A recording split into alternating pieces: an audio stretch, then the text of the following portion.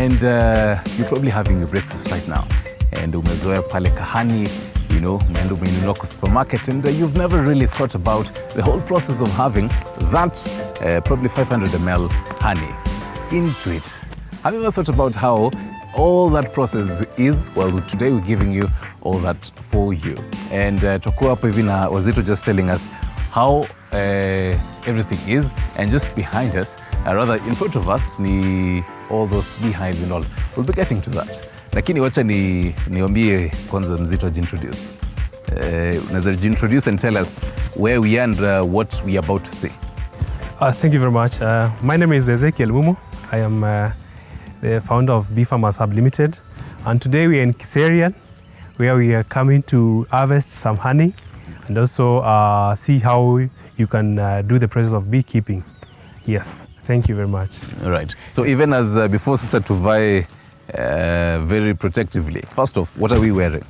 So this is the protective gear or bee suit that you must wear when you are harvesting your honey. Okay. Now this protects you from bee stings and also keeps you safe as you harvest the honey, so that you can also make it very comfortable for you. You must also have something also we call a smoker.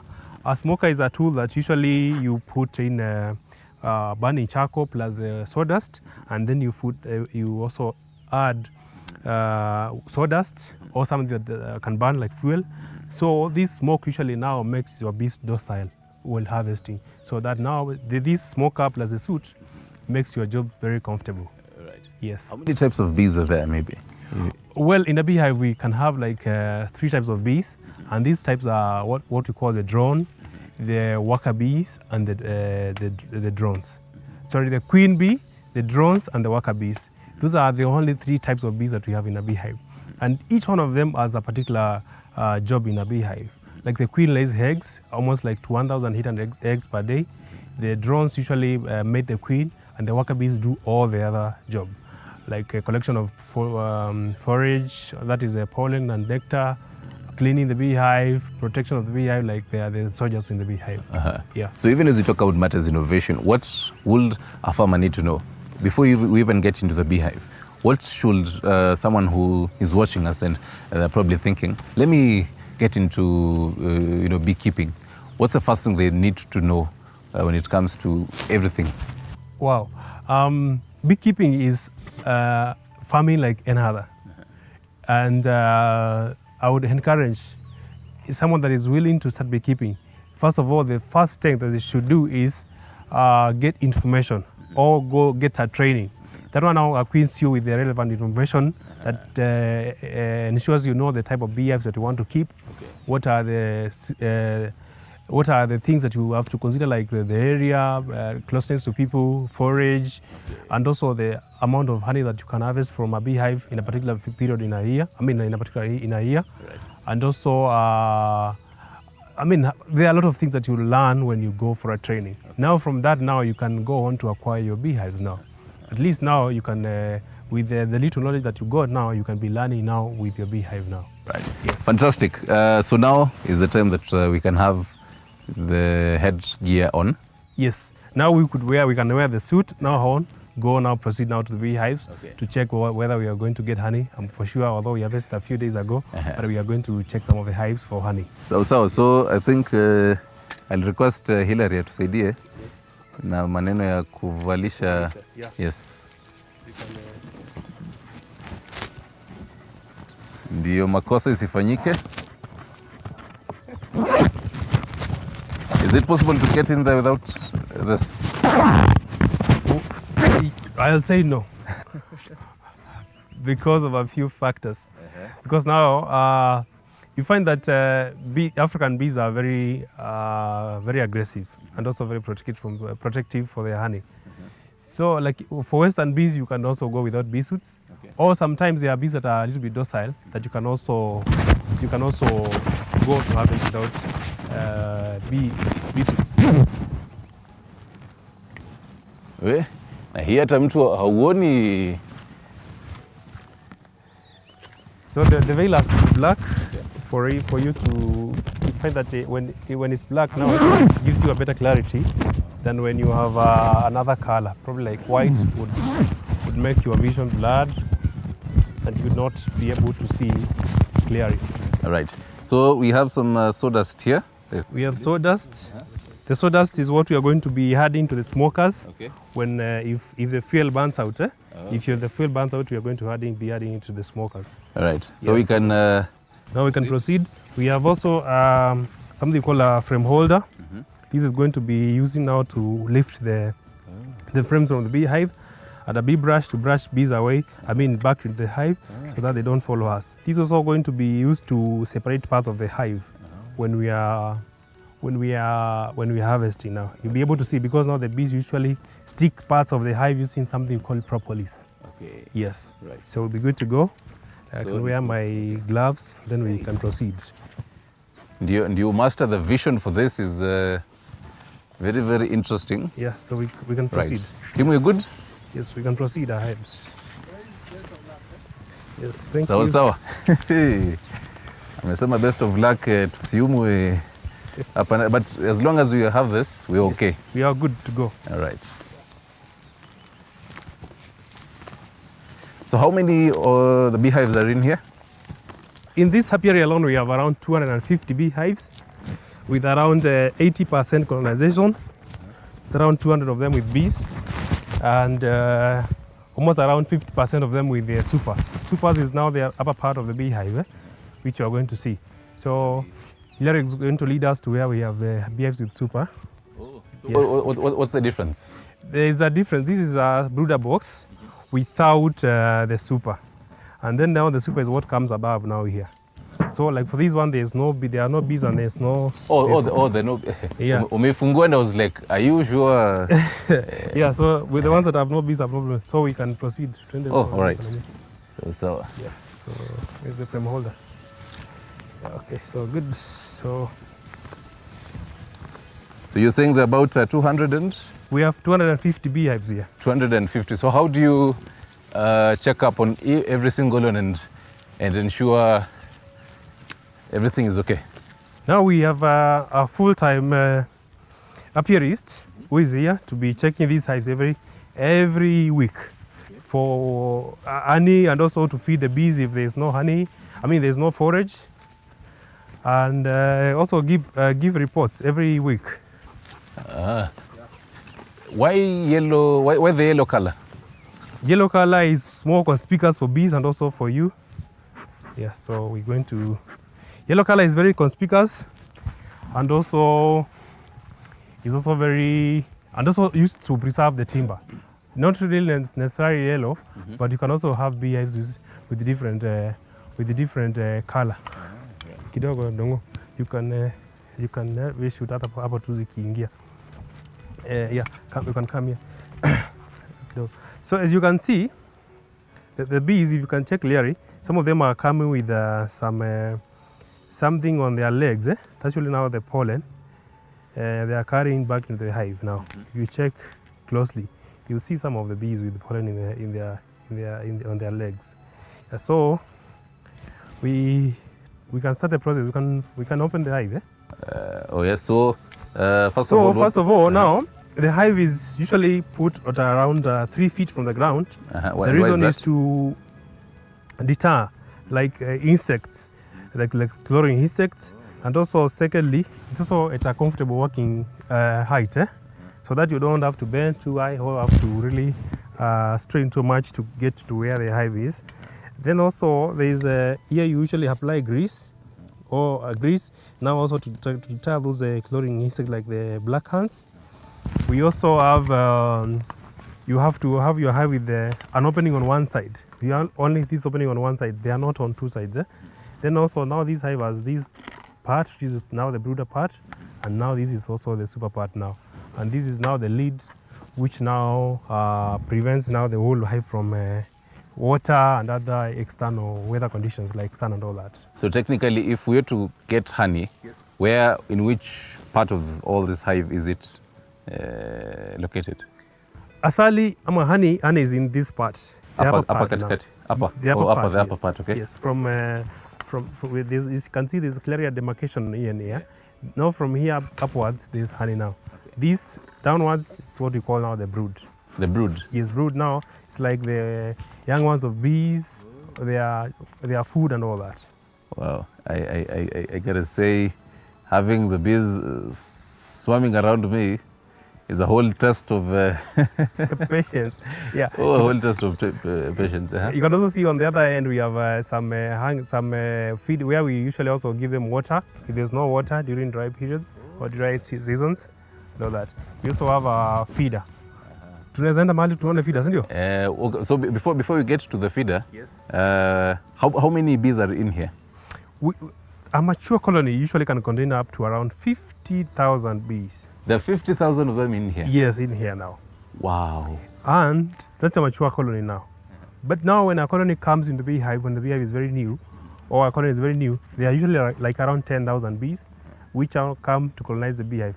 But now because the queen usually lays eggs every day, and she can lay up to around 2,000 eggs a day, now the colony keeps on growing, becomes bigger. When the colony becomes very huge, to feed in the beehive, they usually do something called natural colony division. Okay. Some of the bees will swim away to go to a different beehive. All right. Yes. Why are they swarming around me like this? Do they sense that I'm an outsider? No, they feel they're just, it's of your presence that feel they just feel like you are close to their entrance. In fact, now the best place to start while harvesting is this side, where there's no entrance. Because now when you stand this side now, it's like you're breaking you are blocking their path. Okay. Yeah. So you said there are about 50,000. Exactly. So because I mean there are some of them that zinatoka, zinarudi, do they exit the 50,000 of them? No. In fact now, only a fraction of the bees would go out to forage. And mostly these ones are what you call now the quacker bees, who are also female and they're also foragers.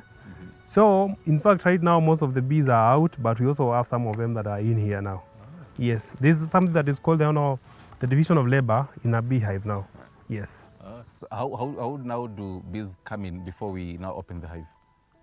In terms of even attracting a hive and even starting a hive. Wow. So when you have your box, you usually have something called the worksheet, which I also showed you. That thing that looks yellow. Yes. Now you put it inside the beehive, inside the frames, and now that scent usually attracts bees into this particular box. Okay. But now for purposes of baiting bees, you can also suspend your beehive at a distance, probably on a tree. Now when the bees will colonize, you can bring the beehive down, and then you can put it on a stand like this. So if you're ready, we can go ahead, open the bees. Do you need to puff the smoke? Exactly. So we need to smoke a little bit like that.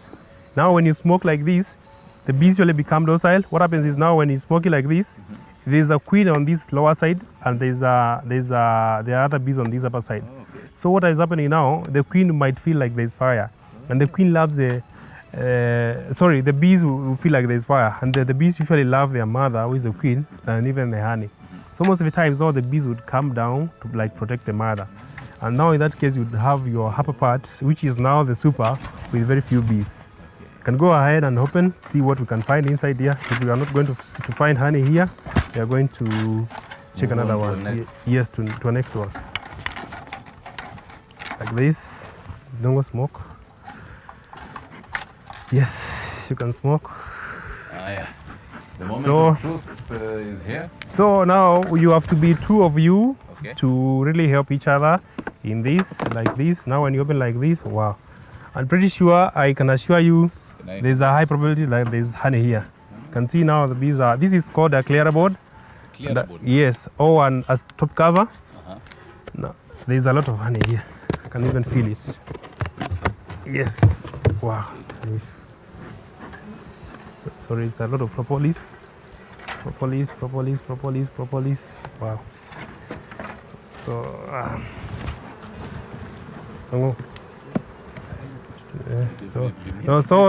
This is now the bees look like in the beehive. This is now there's something that we call festooning. Festooning is like they're trying to measure the length of the combs before they start building now. Yes, so we're going to. How long does that process take? If a colony was to smoke, and the queen came in and alafu akahatch. Around 3 months, you're good to go. Yes, so in this one looks like there's no honey, but also we look for another one. Which one? Wow.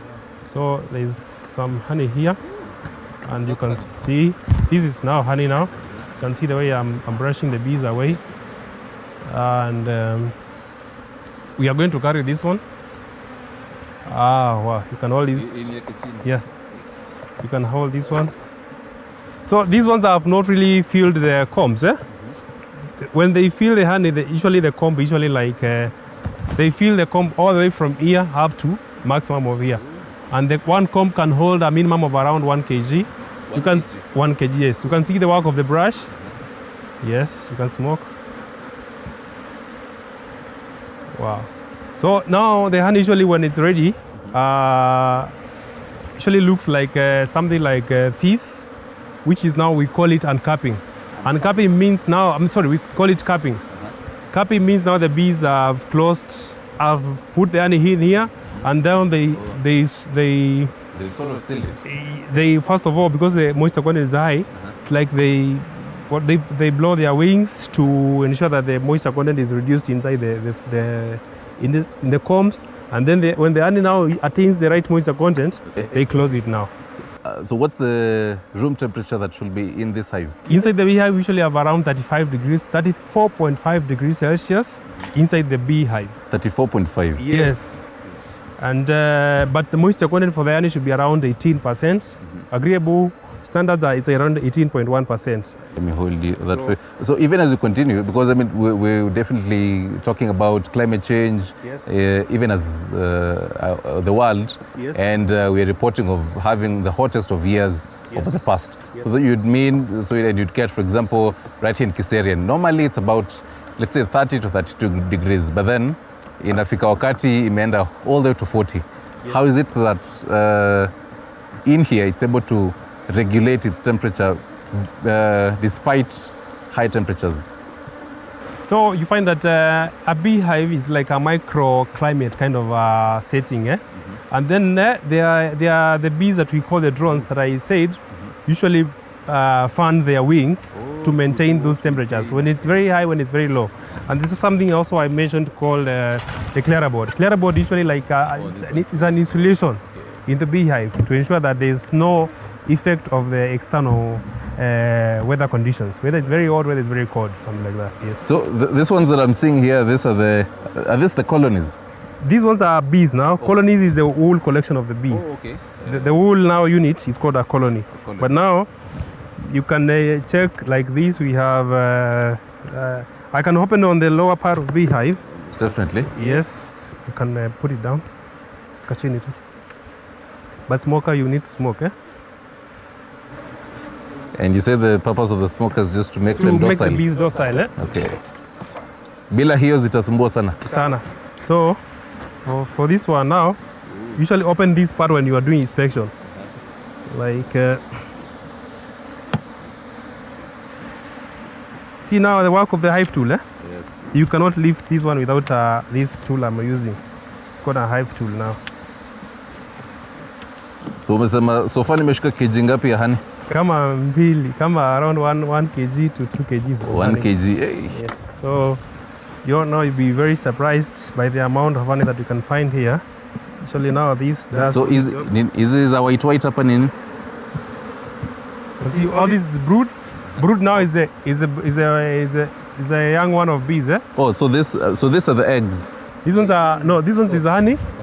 Yeah, white. Yes, the white one is honey. The white one is honey, but we don't usually harvest from the lower part. Oh, why? Yeah, asali ni yao ya kukula. But they also yes, so you don't harvest this. So you can put this one here. We can have this smoke. You need smoke. Really. Wow. Now this is the brood. The brood now looks like this.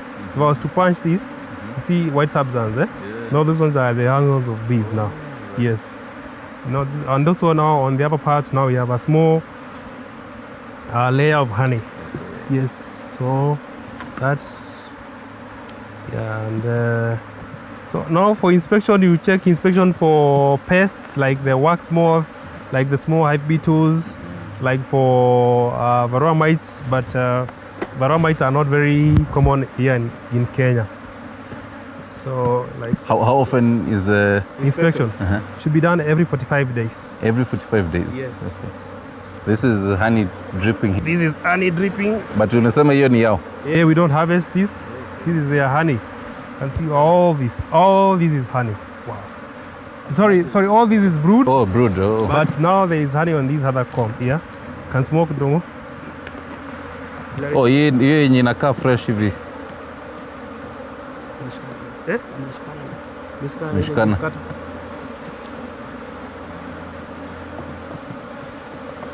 Kata. Wow. Eh? Eh? This you'd actually said about 50,000. I'm like, yeah, this actually definitely feels like. This is brood, but all this is honey. You just insert the cob, but they are going to repair. This is now what we call the drones. So the young ones of the drones, they look like this. Their cells are usually like expanded, but now the workers are like this now. If I could punch, like you could see how they look like. It's white substance in, and then you find they are just closed so that they can hatch. Yes, like that. So those are bees, young ones of bees. Even these ones here, like that. So Momo, is this? Can you do this kind of farming anywhere in the country? Bees can survive in any kind of climate, whether cold, whether hot, whether because you can also, if for example I put a beehive in Mount Kenya, the bees that would occupy that particular beehive are suited for that particular kind of climate. If I take my beehive to a place like a very hot place, like Kitui, because I mean we definitely know there are quite a number of beehives in Kitui. Exactly. So now bees that occupy that particular beehive are environmentally suited for that particular environment. So we are returning the combs. Even this honey, we are not going to harvest this because now this is for their brood. And now, so even for a farmer or an interested farmer who is watching us, and they're wondering, so how maybe the measurements of this hive. Yes. So a beehive, this is what we call the Langston hive, usually standard in terms of the measurements. And usually like measures, now those ones are internationally accepted measurements for the hive, which now you can... oh, that's... that actually happens. So you can return them to the let me see if I can be able to... But you have to be gentle. Oh, okay. Very gentle. Very, very gentle. This is what I call the moment of truth. Wow. So, like that. And then now, so that I don't injure a lot of bees now. So don't go, you can smoke on the edges. So hii side pia turudishe hivyo? Yes, you can also, these ones are okay. They'll get into the hive again. Oh, they'll get in. Yes, so what we are now, we just now want to place this queen excluder. And to do that, we have to a little bit make them go. We don't want to kill bees. Yes, kama hii kama kamoja ni kidogo. So that's haiwezi epukika. So sometimes you can kill a number, a few.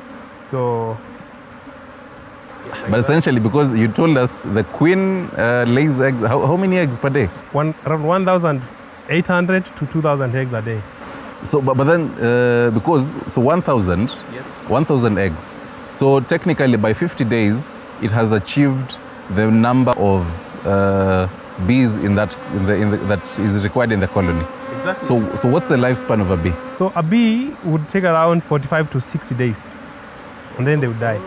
Yeah, so their lifespan is also very short, and that's why now the queen also lays a lot of eggs now. Yeah. And the lifespan of now the queen? The queen can last around 5 years. 5 years in a beehive, and that is simply because she feeds on something we call royal jelly. And if you check closely on the hive, we have something that looks like black in color. Actually, now this is it's a bee glue in our layman's language, but we call it the propolis. Propolis is like a gum that the bees attach these different parts of the hive together. and also seal end opening to prevent also a lot of air getting into the air or wind getting into the beehive now. Yes, so you can place the super like this. Wow, like that. So yeah, so we can close this one. Zimeanza kunikujia wondering why are you taking our. So we can open another one. Okay. So right. So Momo, even as we look for another one. Yeah. So we are closing the hive, and you have to really smoke a little bit like this, so that yeah. So because you've told us, so the queen can her lifespan is about 5 years. Yes. So for a farmer, yes, again, who is interested in getting into this farming, yes, how long should he or she stay with one hive? How long should one hive be able to stay? So a beehive, when you place it in your farm now, can take you around like say 1 month before bees get in. When now bees get in now, it can take you around 5 months before you harvest, your first harvest, and then after that now, your beehive can last for around 10 to 15 years. What? Yes, so you can be harvesting, and then you should be harvesting around 4 times a year, meaning that you can averagely get around 24. That means like 10 kgs per harvest. You can get around 40 kgs per year. 40 kgs, yes. 40 kgs per year. Yes, from one beehive. And roughly in the market, how much would that be? A kg of honey would fetch around 1,000 shillings per kilo. Wow. 1,000 shillings a kg. So that's about 40,000 shillings a year. 40,000 a year. Yes. For one hive. Yes, for one beehive. Yes. So so really these ones are not filled there. Yes, but we can check another one. We check this one. No, you can check this one. So now later you'll be telling us the process of what comes after this. Exactly. I will show you the process of getting the honey from the combs now to your table. Sawa. Niweke hizi hapo. So far nimeanza kuzoea the bees swarming around me. Ushaimuona nyuki? Hiyo ni kawaida. So hiyo ni kawaida. And even now there is something now we call it now the bee therapy. Whereby now the bees are supposed to sting you so that you can also get used to it. Not really used, but also there are particular diseases that can be treated by bee stings.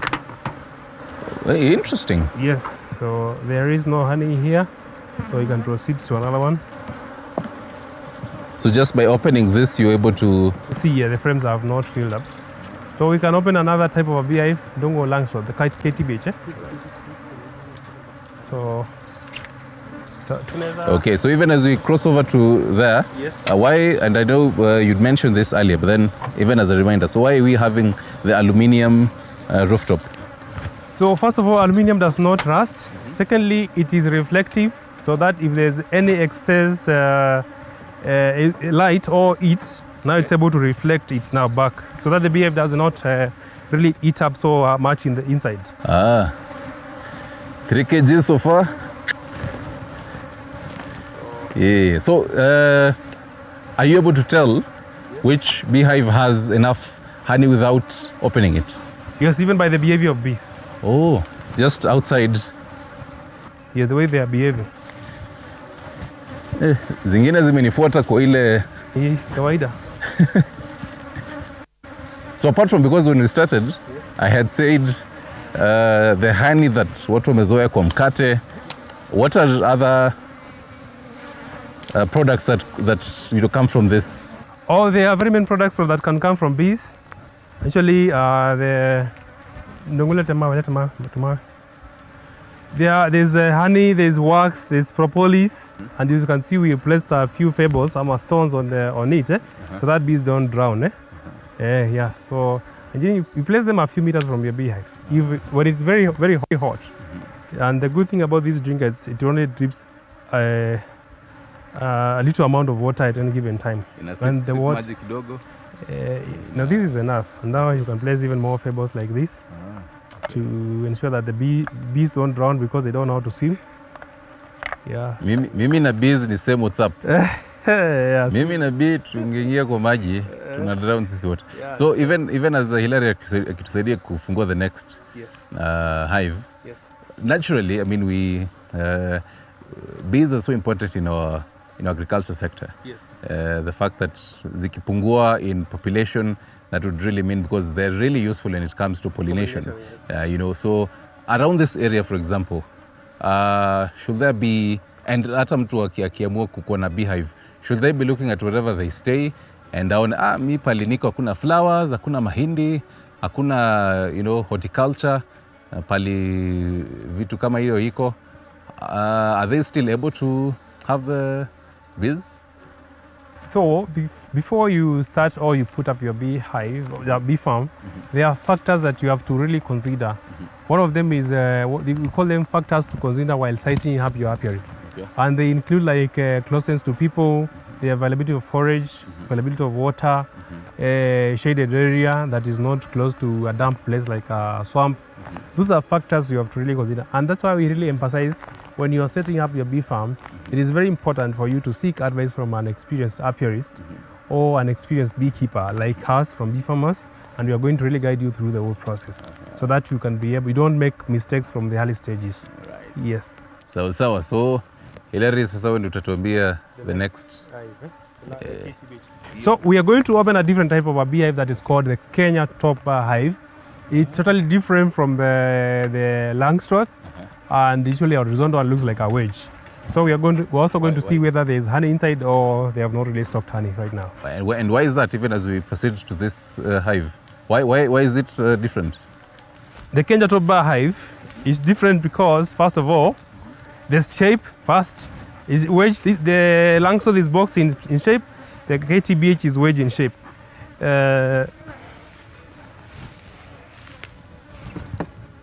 So beehive, no honey. I'm also seeing a green one here. Yes, you can also have different colors. Oh, okay. Yellow means visibility, easier for visibility. Green, blessed with the nature. Oh. Yes, I don't know whether we have honey. But now this KTBH, it looks like a wedge, as you can see. And also now the frames are now arranged like this, and they're usually like around 24 frames. Oh. And then this honey, you have to crush it. You don't have to use a machine like the other ones. And you can see now here, they are like this. The other one was about, you told us 10 frames? Yes. Wow. Seems there's a lot of honey, but this side. Now, there's something we call a queen excluder. A queen excluder, yes. This is one of the pests for bees, and usually called the small hive beetles, and they can be trapped using something we call as small hive beetle trap. Exactly, they are pests for bees. So in between here, this frame is something we call a queen excluder, which is now prevents the queen from now going to this other part of the hive, which is now the super part. So so how do you calculate and upime uone? Yes. You just there's a way, usually like a quarter and 3/4. Yes.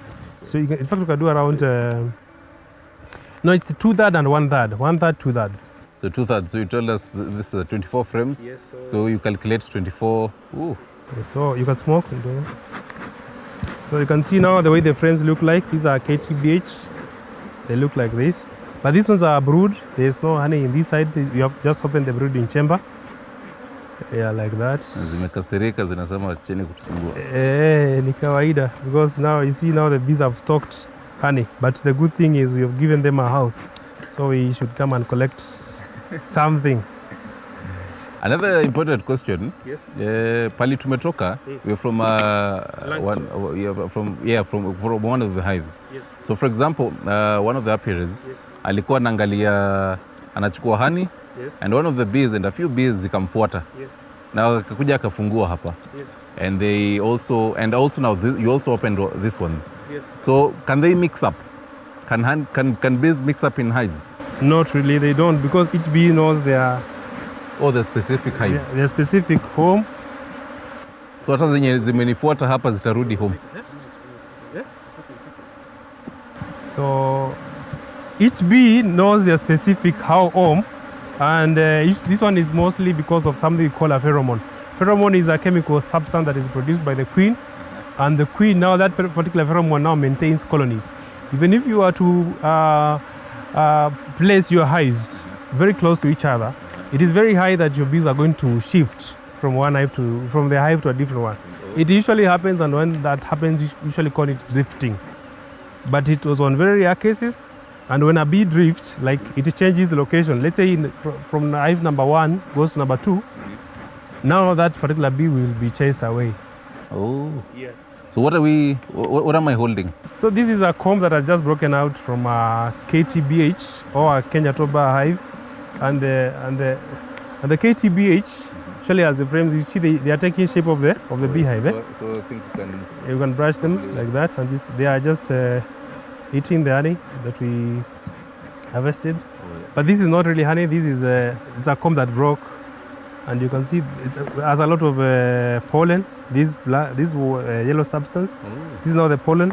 But now when it is inside the beehive, we call it the pollen grains that they... Exactly. They come and fix them here. But now when it is in here, we don't call them pollen. We call them bee bread now. Bee bread, yes. They are different colors. Nyuki. Now this is not what they ingest plus nectar, and then they mix it to make honey now. Yes. Yeah. So, because you've told us this is not honey. Yes. So, but then can you use this as, because the number of products that you told us, yes, the wax and all that. So, what can be used as a product of this? This is very potent in terms of protein content, the pollen, and also can also be eaten or ingested, and also helps in cleaning your this gut system. Oh, the gut system. Okay. Yes. Ah, interesting. Yeah. Some honey residue, cocoa gloves. The whole temptation of just. Yeah. So there's a temptation of even now feeling like you want to hit the honey, but now you can't get your bee suit off because you know what is going to happen. Oh, yeah. Yeah. So we are good. Oh, so we are also carrying this. Yeah, we're carrying this because it broke away from the combs, from the frames. So even as we wrap it up, why will the farmer get into this kind of farming? It is very good for a farmer to really get into beekeeping, because bees don't really bring the advantage of having honey. Beehives account to 80% of pollination. So if you're a farmer and you're doing other forms of farming like planting avocados, you are doing maize, you are doing other plants that need pollination, bees are going to be very critical in ensuring that you increase your production and your production quantities, and also the quality of your products. If they are mangoes, or if they are oranges, if they are avocados and all that. Beekeeping is also very good to the nature. In fact, most of the times when farmers keep bees, they also get more aware of the environment, and they get into planting of trees, which now supplements the forage for their bees.